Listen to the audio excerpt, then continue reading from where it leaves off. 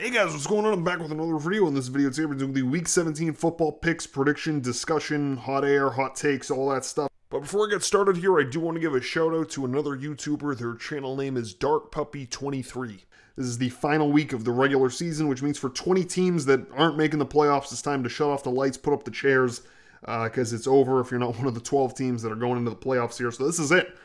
For a lot of teams. I'm actually, in a way, well, not in a way, I mean, I'm kind of looking forward to it because then this way I've got less teams to talk about from here on out, and each game matters, and we're talking about, strong teams overall, so it's kind of, we're kind of at that point in the season here. Black Monday is coming up here. Black Monday, of course, being the day after the last Sunday of the season, after the last game day. So this year, the last game day of the season is the first. So it's the New Year's Day is a Sunday, and the first Monday after that is called Black Monday because that's the day where the coaches of the suck teams all get fired. Not all of them. I mean, Rex Ryan, they didn't even wait. They got rid of him because they just didn't do well. And of course, Jeff Fisher, they got rid of him weeks ago. So we're getting to that point here. That point in the season is fast upon us. So without further ado, let's go ahead and get into the game. So the first game up here is between two teams that are eliminated from the playoffs. The Baltimore Ravens got eliminated when they lost to Pittsburgh this last week here. Cincinnati, of course, has long been out of the playoffs. Really disappointing season for Cincinnati, especially given the fact they came out so strong last year. I mean, if you remember last year, I know it was kind of a while ago, but I think it was until like week 10 or so, you had all these undefeated teams, and it was just really, I think that's really the story of this season is just drop-offs. I mean, it's the first time since 2003 the two Super Bowl teams didn't make the playoffs. Of course, it's Carolina and Denver both missed the playoffs, and they went to the Super Bowl last year. So kind of an odd season all around here. And anyways, both of these teams did not make the playoffs, but it's Baltimore at Cincinnati. I'm still giving the edge to Baltimore here because I think they're a stronger team. The only story of this game is, of course, Steve Smith Sr. saying this is going to be his last game this Sunday. He said, and I think at a press conference or somebody asked him, he said he's 89% sure this is going to be his final game here. So this is the end of Steve Smith Sr.'s career. So if you've been if you haven't lived under a rock for the last 16 years or so with the football, Steve Smith has been quite the player between his playing career in Carolina and Baltimore. Great player, and looks like this is the end for him. So you might want to tune into that game and see his last acts, if you will. Anyways, I got Baltimore winning this game. They're a better team. Next up, we've got the Jacksonville Jaguars and the Indianapolis Colts. It's in Indianapolis. I've got Indianapolis winning this game. Next game up, we got the New England Patriots at the Miami Dolphins. So the thing about this game, and I kind of read up on all the different games before I start, flopping my mouth here. So the big story here is obviously New England's a stronger team than Miami. However, I think they said for the last, because of course, like I should explain this earlier, every game this week is a divisional game because the thought is it's the end of the season, so teams are kind of fighting for playoff spots, and there's a lot on the line, so everyone wants to tune into the games because they're rivals and all that. That really doesn't work out because, I mean, it's week 17, there's 20 teams that are already eliminated, so, I mean, for a lot of these games, there's really not much on the line. I think as far as the AFC is concerned, everything's kind of locked down. I think except for the number one seed, I think New England has it, but if they lose and Oakland wins, then Oakland gets the number one seed. And we'll talk about Oakland, the tragic Derek Carr injury. We're going to get to that. A lot of injuries a lot of broken legs going around this year. From Earl Thomas to Lockett, guy just broke his leg, and on Seattle, both on Seattle actually. Derek Carr broke his leg. It's just all broken legs. Just all broken legs this season. Anyway, so the AFC I think is locked down, except for if that happens, the number one seed will change to Oakland, but it seems like their playoff hopes are kind of dashed here anyways. And then I think the NFC, there's like two, I'm not sure exactly who it is. I think there's two in the hunt teams still. Like it's not exactly locked down who the teams are yet. But anyways, the whole divisional thing, it really, at the end of the day, it doesn't matter as far as I'm concerned. However, this game does matter because I read that apparently this last game of the year, they always, whoever the powers that be are in the NFL that decide the schedules, always send New England to Miami for the last game of the season. And I guess for the last 3 or 4 years, New England loses that game. They've lost. Miami's beat them in that game. And I think it's kind of something you see, like, Dallas. I'm not sure if they're going to be starting Tony Romo. I think Denver's going to be playing Paxton Lynch and Trevor Siemian. I think Pittsburgh said, I think Roethlisberger, Bell, Brown, I think they're just kind of resting their starters there. And not that New England does that. It's just that it's the last game of the season. Usually it's all locked up at this point. And so they kind of, they don't show up. They don't really try. They just kind of, they like to not play the game, I guess, if they could. I think that's the case for a lot of teams. And so they lose. However, this year, or last year actually, I think that's how, because you remember New England looked like they were going to have an undefeated season. Them and Carolina looked like we were going to have undefeated seasons last year. And then they had, I think New England had a really bad end of the season. Like they just kind of thought, well, it's all locked up. No one's going to catch up to us. And then Denver did, and then they had to go to Denver. So I think that, if the article here said they're trying not to repeat that mistake. They're going to show up against Miami and actually try to play. And as long as they show up, I got New England win this game. I think they kind of learned from last year and years past. I think really the only thing Miami has going for them down there, first of all, they're a stronger team this year, but the heat, like this time of year in most of the country, it's freeze your ass off weather. In Miami, of course, it's hot and humid. It's 80 degrees or so, which can kind of shock some teams the same way the cold weather does. And I think Miami's better. I'm still giving the edge to New England just because it seems like they're not going to, make the mistakes from years past. Next game up here is Chicago Bears in Minnesota. I've got Minnesota winning that game. We've got a lot of locks this week, a lot of near locks. Next, we got the Buffalo Bills at the New York Jets.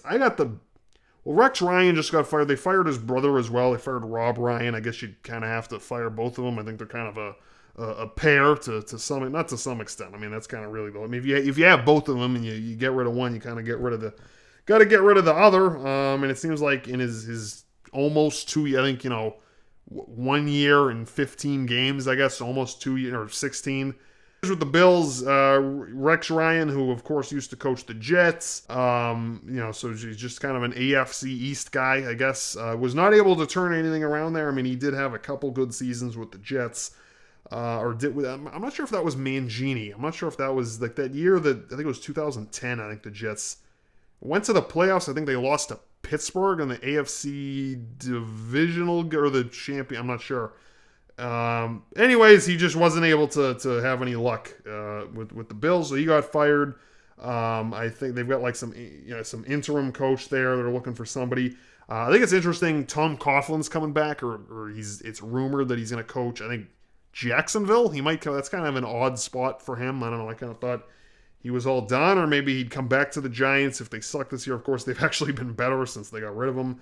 They're a playoff team for the first time in a few years. Or anyways, as far as this game's concerned, I've got Buffalo winning. The Jets suck. The Jets are garbage. Even though it's in New York or at the Jets stadium, I guess, in the Meadowlands there. Even though Buffalo's had a coaching change, it doesn't really change the fact the Jets suck, so I've got Buffalo winning this game. Next game up, Dallas Cowboys at Philadelphia.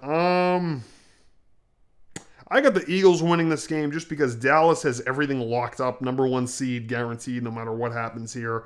I'm looking at it right now. They've got the asterisk next to their name. No matter what, they're getting the number one seed, so they actually prefer probably to just not even play this game, not risk the injuries because they've got nothing to gain from winning this game, except maybe you could start, Tony Romo here. Maybe you could see what he's got. I don't know, just shake some rust off, get some fresh film on him. I don't know, but it doesn't seem like that's what they're going to do. But with that being said, it's at Lincoln Financial Field. It's in Philadelphia.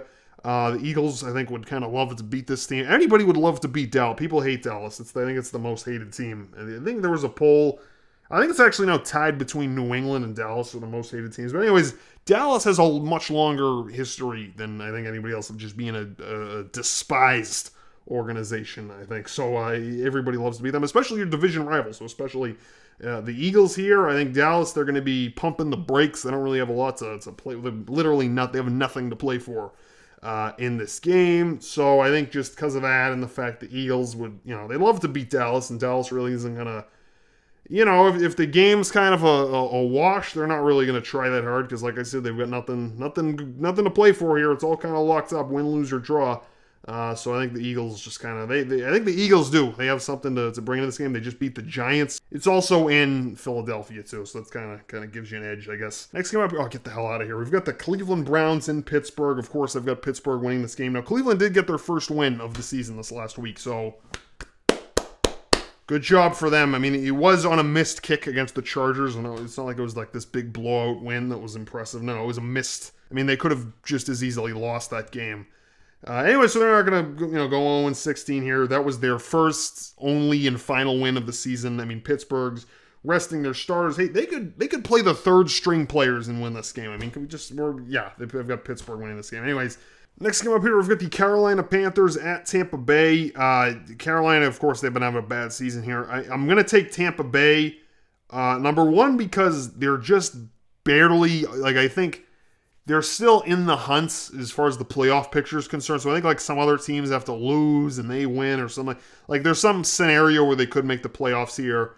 Combine that with the fact it's in Tampa Bay and Carolina sucks this season. I've got Tampa Bay winning this game. Next game up, Houston Texans at Tennessee. I got the Houston Texans just because they're going to, they'll be a one and done playoff team once again. But, that's better than not even making it. Got the Houston Texans winning this game. Next game up, New Orleans Saints at Atlanta. The NFC South scrimmage here. I want to see the last few matchups between this team. So earlier this season, week 3, Atlanta beat New Orleans 45-32. Every game New Orleans plays, every score, it's always a huge score. I think they must be the highest scoring team because every week I look at how they did. It's not like they're winning either. They're 7-8. So I mean, it's like they'll lose a game 46-43. Something. It's very odd how they put up that many points and lose. I guess their D is trash. I guess. But anyways, New Orleans at Atlanta. It's in Atlanta. Atlanta's a playoff team. Atlanta beat them 45-32 back in week 3. I've got Atlanta winning this game. Next game up, New York Giants, Washington Redskins. I think New York's another team, or there's New York Giants, I guess. I think it's another team where the play, they already made the playoffs, and whether they win or lose, I don't think it changes anything. So I think that, it's kind of like the Cowboys there, both NFC East teams. If they could, they'd rather not play, because it's kind of whatever, the best they could do, they already did. It's already locked up. So, Washington, on the other hand, can't say the same thing. New York is a better team. I've got the Giants winning this game. It'll be a close game, though. I mean, I guess, I'm sticking with the Giants. Next game up here, we've got the Oakland Raiders at Denver. Now, this could have been a game, except for the fact, if you early in the season you would have circled this one on the calendar. And now the reason this isn't the game of the week is twofold. Number one, Denver's out of the playoffs; they got eliminated last week, I believe, and also Derek Carr is he's all done. He's done for the season. Broke his leg there. A lot of broken legs going around, like I said before. So I mean, Oakland, they looked like they could have either had the number 1 seed in the AFC or number 2 at the very least. Could have been on a playoff run here, maybe a Super Bowl run for been in the playoffs for the first time in 14 years, I believe. And then because of one hit, Derek Carr, the key to the operation, is done for the year here. Matt McGloin, I don't know how to say his name, the backup, is in. He's going to take it from here. People are saying I guess he's not bad, but still, I mean, Derek Carr is the kind of player, you lose him, you're done. You're done for the year. I mean, if you can't score points, no matter how good, Khalil Mack, Irvin, some of the other guys you got on there, other playmakers. If you don't have, your number 1 playmaker, it really doesn't matter. So it looks like they're kind of done. As far as this game's concerned, I got Denver winning the game. Between the infighting that's going on and just in the quarterback problems they're having and the fact it's in Denver and how good their defense is, I don't know. I feel like Denver's just going to kind of go out with the bang here. And Oakland's just going to try to, keep it together for the playoffs here. Next game up, we've got Arizona at the Rams. Of course, I got Arizona winning this game. Then we got Kansas City at San Diego. Get the hell out of here. Kansas City's winning this game. Another blowout here. We got the Seahawks at San Francisco. As you look at the last few matchups of these teams.